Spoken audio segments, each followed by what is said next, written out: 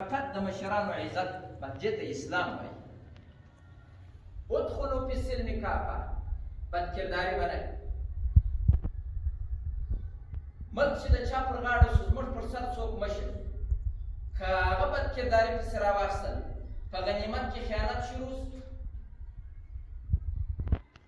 عدل و انصاف یې نه کاوه طرفداري د خپلو کول او د ناولدو سره عدل و انصاف نه کاوه هغو چې حق نه ورکاوه او د خپلولۍ د قریب رعایت یې کاوه بس دا بدکرداري دا به بد اخلاقي وي چې افعال احوال حرکات سکنات خوراک چشک جامه صورت سیرت هغه د کفارو سره مشابه شي ځکه غټ سبب د مغلوبیت هم دا دی د مسلمانانو د کمزورۍ چې مشابهت د کفارو سره په صورت و سیرت کې په جامه کې په خبرو کې په خوراک و چشک کې په دې کې مشابهت د کفارو سره کول بس الله تعالی ستا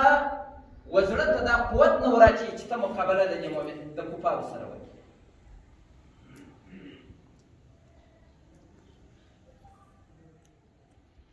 نو غټ سبب د کامیابۍ د مؤمنانو بالخصوص د مجاهدینو هغه اتفاق و اتحاد دا بغداد دا په علماو آباد په مصنفینو په محدثینو آباد په کتابخانو آباد لیکن د دغه بغداد وزیر ابن علقمه نومېده د تاتاریانو د باچا سره د هغو سره په پټه سره محبت شروع کړي او د خپل ملک جاسوسي ورته کول او دا یې ورته وایي چې زموږ ملک ته راسه خپل د باچا پښې به درته تړم دا خپل خلک ډېر شر پېښولی سي در ناولد ځکه اریوت ته دا بل کور ورمالوم هغه چې راغلل په ګډ سو مورخینو لیکلي چې 1 کروړ او 6 لکه سپین ږیري زنان کوچنیان ځوانان دا یې ټول په شهادت ورسېدل بیا هغه کتابخانو ته راغلل د ټول بغداد کتابونه یې هغه د دې بغداد و ولي ته وواچول د بغداد د ولي رنګ یې پلا سور سو په وینو د شهیدانو بیا تور سو په رنګ سره د دې کتابو هغه و چې څه کسان که په یو غار یو بل ملک ته یا بل طرف ته تللي وو د هغه څخه بغیر په ټول ملک کې څوک پاته سوی نه دا نتیجه د بې اتفاقۍ ده که د مسلمانانو په مابینځ کې بې اتفاقي راغله بس دا کشر چې د مشر خبره پر ځان نه غموي د الله رسول درته وایي چې اطاعت به د امیر کوې البته السمع والطاعة فی المعروف چې په ښه کار امر کول یې اطاعت یې در باندې فرض چې په بد کار امر کول یې اطاعت یې نه دی فرض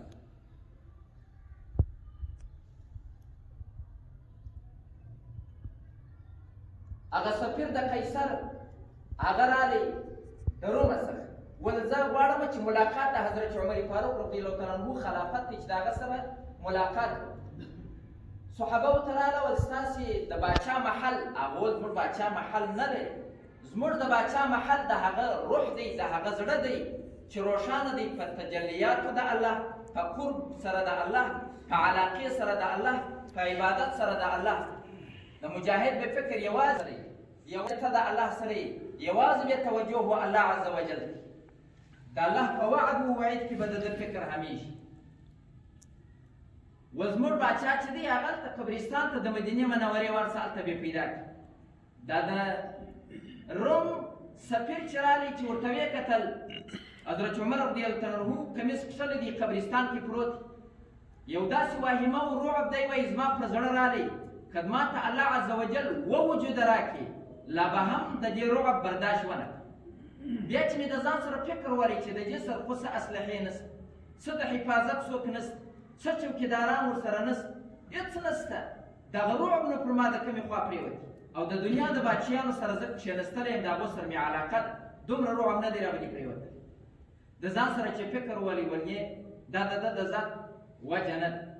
دا وجه دا ده چې د ده زړه معلقه د الله سره دی د ده توجه یوازې د الله سره ده د ده رابطه د الله عز وجل سره ده هم په دې خاطر دا رعب یې پر ما پرېوتي په دغه مجلس کې په دغه قبرستان کې کلمه د توحید وویل ګورئ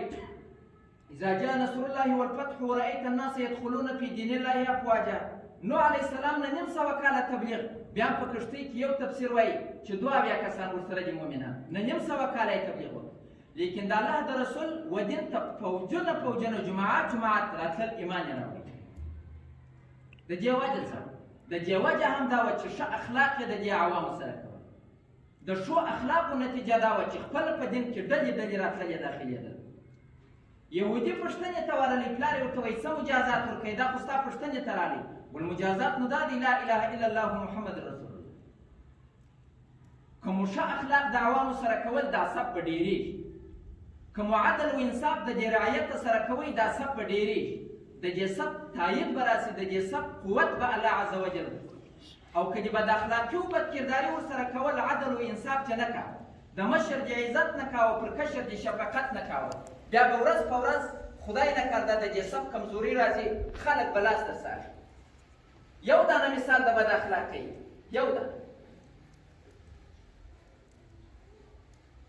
کشران طالبان دلته مټر په مخه ورغلی، نو هغه لنجر والا په ملامت ولې ملا صاحب ده ورته ویل ول که در تاسو سره وبچلو کشران، دا یو باب د بد اخلاقۍ دی، دا د مشرانو ته وایم، دا د وطاق مشر ته وایم، د ټولو مشرانو ته وایم چې ستاسې په وطاقو کې الحمدلله په هر وطاق کې عالم شته، بس هره د جمعې شپه دې دا اخلاق وښیي، نبوي اخلاق. زه داسې نه وایم چې دې کور ته غل ولې راواوښت، دې زړه ته وسواسه ولې راغله، خامخا به هغه کور ته به غل ورځي چې په کور کې خزانه وي، در دغه نو غټه خزانه چې د مجاهد په زړه کې ده چې ایمان دی، د ایمان څخه وروسته په ستر عبادت اخته دی، د شیطان د انډیوال سره چې کافر دی د هغه سره په مقابله اخته. او مجاهد هغه څوک دی، د الله رسول وایي چې یو سفر په جهاد کې کول، یو روایت 50 حج یې راخیستي دي، بل ځایه 80 حج راخیستي دي، در دې فضیلت. یو ساعت پیره پر مجاهد کول در دنیا او در مافیها خیر. او په دغه وخت کې چې مجاهد مړ سي، د دې پیرې په وخت کې د عذاب څخه به د قبر په امن ستا چې فضایل څومره ډېر، الله عز وجل دا هم در څه غواړي چې ګام به کلک کلک کېږي، ګامونه پوره رفتار به د الله د رسول پر ګامو باندې کوي، دا هم در څه غواړي. د فضلو خلکو که عبادت ثواب ډېر لري، عذاب یې د غونې دوچند. الله عز وجل بیبیګانو ته د رسول نه وایي که تاسو نافرماني د رسول وکړئ، الله به دوچنده عذاب درکړي. ولې تاسو په کور کې د رسول یاست، ازواج مطهرات چې د رسول یاست، غټې رتبې والا یاست، د غټو رتبې والا څخه معصیت وسو، عذاب یې هم دوچند. در ټولو قریب که پر سر د مځکې اولیا د خدای وه، که پر سر د مځکې اولیا د خدای وه، مبالغه نسته پکښې، حقیقت دی علما ناست، پر سر د مځکې نور اولیا نسته د مجاهدینو وه. ځکه سر د مځکې در قیامته د اولیاو څخه خالي کېږي نه، ولې به یې نو در دغو اولیا بل څوک نسته، ځکه د هغه څوک چې د الله سره یې سخت بغاوت اخیستی دی، د هغه سره هم دی سخته دښمني دی. نو چې د الله د دښمن سره چې سخته دښمني پسې راخیستې ده، دا بیانیهي دعوه د محبت، ته رښتیا یې په دې محبت کې چې د الله سره محبت یې اخیستی. بل سبب د مغلوبیت د کمزورۍ د دې سب هغه حرص د دنیا. د الله رسول صلی الله علیه وسلم وایي دوه دانې شرموشان وږي چې په رمه کې د پسو ایله کې دومره اندازه فساد د دې رمې نه راولي لکه حرص د دنیا. لهذا د الله رسول وایي کله چې تاسې په بیع او په شراء اخته سواست او رضیتم بالزرع په کښت سره راضي سولاست او د غواوو لکۍ مو ونیولې، په غواوو مو شدارې حراست کښت، یوازې متوجه وه دنیا ته، وترکتم الجهاد، جهاد مو پرېښاوه، سلطه الله علیکم ذلا لا ینزعه حتی ترجعوا الی دینکم. الله به مو داسې د ضلالت سره مخامخ کوي، داسې به مو الله ذلیله کوي، الله به داسې ضلالت در باندې مسلطه کوي در څو چې تاسې بل رجوع د پوره دین ته ونه کوئ، در څو چې ادخلوا فی السلم کافه معمول د ځان دپاره نه کوي، الله به دغه ضلالت ستاسو د غاړې څخه ونه. یوه خبره من و سلوا خو د اسمان نه نه راوګوري موږ ته، نو دنیا یو مخیزه پرېښول دا هم مقصود، یو مخیزه د دنیا سره محبت کول دا هم مقصود زموږ تصمیم د افراط او د تفریط څخه وتلی دنیا ته ضرورت داسې اندازه شته چې یو سړی سرای جوړوي نو د ضرورت لپاره خو سړی یو ځای جوړوي بیت الخلا جوړوي ضرورت شته لیکن دا سړی خو نو په دې بیت الخلا کې 40 ساعته نه تېروي دا مناسبه نه ده چې 40 ساعته د سړي فکر په بیت الخلا کې باندې خو ضرورت ورته شته نو دا دنیا خو په مثال سره د اوبو انسان په مثال سره د کښتۍ که چلی نو ضرورت اوبو ته شته پر وچه خو کښتۍ نه چي نو ته به هم خپله نفقه برابروې البته که د کښتۍ نسته اوبه رالې بس کښتۍ غرقه شو که چې زړه ته محبت د دنیا راورسېدی بس غرق شو د الله رسول صلی الله علیه وسلم وایي زه نه بیرېږم پر دې چې زما امت به یهودي یا نصراني سي البته محبت د دنیا به په مخه واخلي دین به دیني سي مقصود مې همدا دی چې د دې بعضې کشرانو مجاهدینو په فکر کې دا ور ونه ګرځېږي خدای نه کرده چې زما د کور ساتنه یا نو کور ته ځکه د الله رسول وایي چې بس په الله ذلیله کوي که مو دنیا ته مخکې یو مخیزه مو دین ته شه تنخوا وځنډېدل یا نسته یا لږده خدای نه کرده ته که د یو چا په فکر کې ور وګرځېدل بس به د دغه حدیث مصداق ګرځو خدای نه کرده الله به مو ذلیله کوي نه یو مخیزه به توجه و خدای ته وي یو مخیزه به توجه و آخرت ته وي یو مخیزه به توجه د الله و رضا ته وي دنیا به یو تابع د اتباعو څخه د دین وي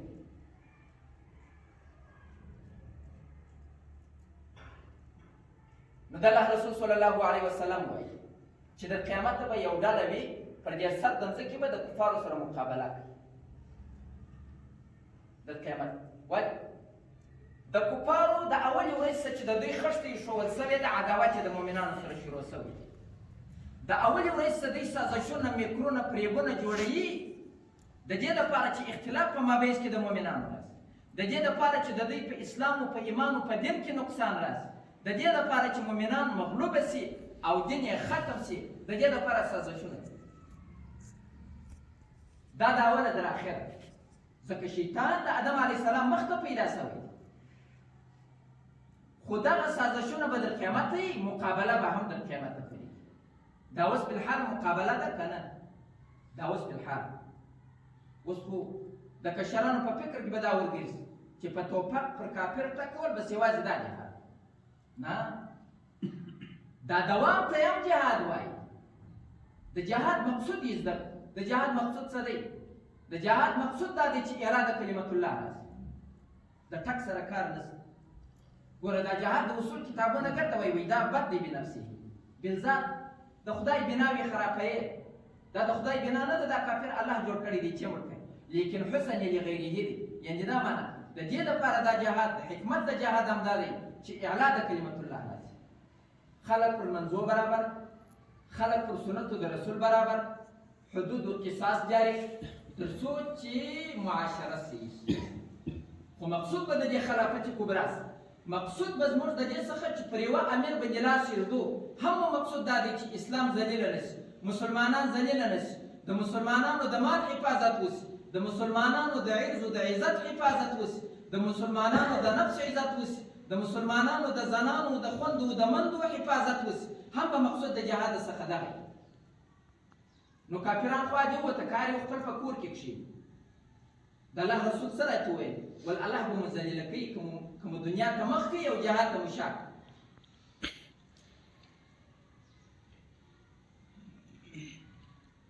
نو د عمل په مثال سره د مټر بې له تیلو بې له موټروانه خپله نسي الوتلی د دې ملک نظام چې به برابرېږي زموږ تاسو په خدمتو زموږ تاسو په اتفاق او په اتحاد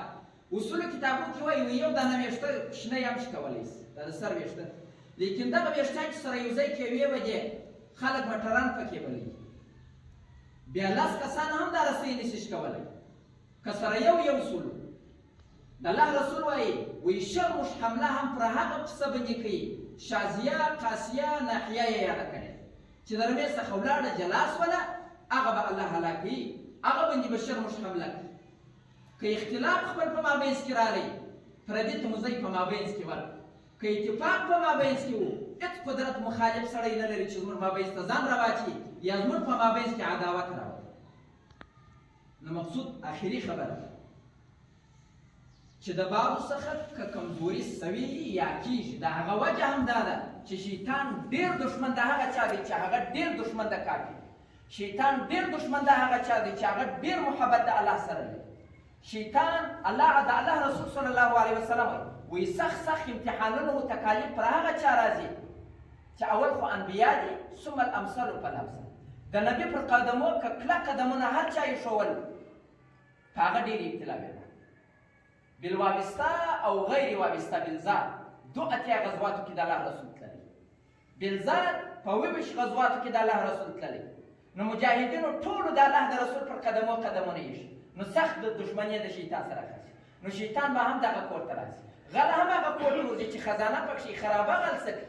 شیطان هم دې کور ته راځي چې په دې زړه کې خزانه د عداوت شته د دښمنه سره په دې زړه کې خزانه د محبت شته د الله او د الله د رسول سره نو مطلب یې دا دی چې اطاعت د امیر بس دې ته اتفاق امیر موږ توس په شر نه جاهلان نه وي ټول علما یي ټول خبردار خلک که اتحاد و اتفاق غواړئ بس پوره اطاعت د خپل امیر غټه کمزوري چې په غټو غزواتو کې راغلې ده هم په دې خاطر چې د امیر بې اطاعتي سوی هم په دې خاطر چې بعضو په زړه کې تکبر هغه راغلی اعتماد یې پر کثرت او پر ډېرښت راغلی هم په دې خاطر دا ځواک د اسلام ته راغلی نو دا بد اخلاق دا به د ځان څخه پوجي کوو دا به باسو ښه احوال به په ځان کې راولو کبر حسد بغض دا د الله رسول وایي لکه تناره ته چې وچ بټې وواچي بیا نو دا دونې ستړیاوې دا 20 کال دا لمونځونه وو دا روژې وو دا حجونه وو دا زکاتونه وو دا دومره عبادات نوافل دا چې ګرده په قیامت کې سړی دی صحابه المنصوراس ټول د ګرد په شان او د وړیانګۍ په شان هېڅ جزا یې خدای نه کېده د یوه چې غیبت کړی و یو مسلمان چې زهیر کړی و د بل سره چې بد اخلاقي کړې وه ټول اعمال صالحات به دې پوروړو ته ورکول کېږي ته به د هغې څه پر میدان ولاړ نو اوس خو لا موقعیت د توبې شته کل بنو آدم خطاؤون و خیر الخطاؤون التوابون د الله رسول وایي د بشر څه خو خطا کېږي لوړو خلکو ته ورځئ انبیاو د انبیاو راکښته د هر چا څه خطا کېږي لیکن په دې ګناهکارانو کې نو خیر هغه دی چې توبه د خپل ځان اصلاح یې وکړي الله عز وجل دې موږ ته مصلحین کړي الله عز وجل دې زموږ ته واحد حافظ صاحب ته دا قدرت ورکړي چې په میاشت یا په 2 کې دغه وطاقونه 15 شپږ 12 دا قرار سره راټولوي فقط یو مشوره کوم داسې نه امر زموږ د خوا څخه نشته چې بس دغسې یو عالم دوی ته د مؤمنانو خصوصیت دا وي چې آیاتونه یې پر زړونو ویل کېږي زړونه یې بیریږي صحابه چې په تقریر کې د رسول ناست بس موږ چې ویله چې دوزخ دغه دی د مشیت نبوي و مخ ته دی جنت د مشیت نبوي و مخ ته دی یاره ټول عمر به روژې نیسو یاره د دې ښځو سره به هېڅ کار نه لرو یاره دا غوړه ډوډۍ به در سره نه ټول شپه به پر تهجد ودرېږو چې د باندې به راووتو حال به نه دا د هر انسان دا خصوصیت نو آیاتونه چې ویل کېږي حدیثونه پر زړونو د مؤمنانو تلاوتېږي زړونه یې بیریږي نو که د مجاهدینو څخه د مخلوق سره د امت سره بد اخلاقي وسو د مؤمنانو سره د مجاهدینو څخه په بیت المال کې خیانت وسو اوله ملامتیا د علماو مجاهدین نه دي ملامت البته هلته به ملامت وي که دا حق د دوی در غوږو رسېدلی که نه و رسېدلی ملامتیا پر علماو نو مقصود مو همدا دی چې لازمه مو ښه فارغه شي چې په میاشت بود بس دغه وطاقو والا یو ځای سره کښېني ګرده نه ښیم یو هغه فقط چې مشران سره کښېني هم ښه خبره بس به د امر بالمعروف نهی عن المنکر پر دې به بیانونه علما ورته کوي حق و باطل به ورته جلا کوي ښه اخلاق و ښه رویه د عوامو سره دا ورته بیانوي نو وخت مو ډېر ونیوي نو نور مجلس هم حافظ صاحب لري تاسې بې لرئ نو الله عز وجل د اولو ما ته پسې و تاسې ته د عمل کولو توفیق راکړي علم مقصود نه دی عمل مقصود دی علي رضی الله عنه وایي اعلم لاعمل یوه مسله یې زده کوه بس عمل دا نه چې بس مولوي صاحب تقریر وکړي بس تقریر یې وکړي مقصود دا دی چې سړی عمل